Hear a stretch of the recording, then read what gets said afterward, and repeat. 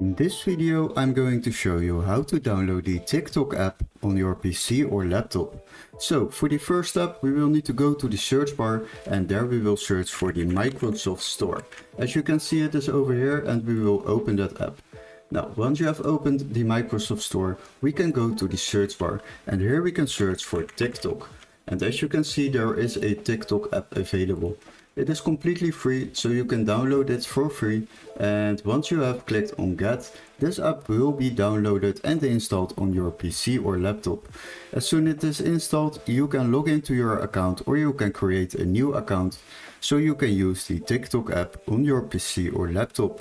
Hopefully this video was helpful.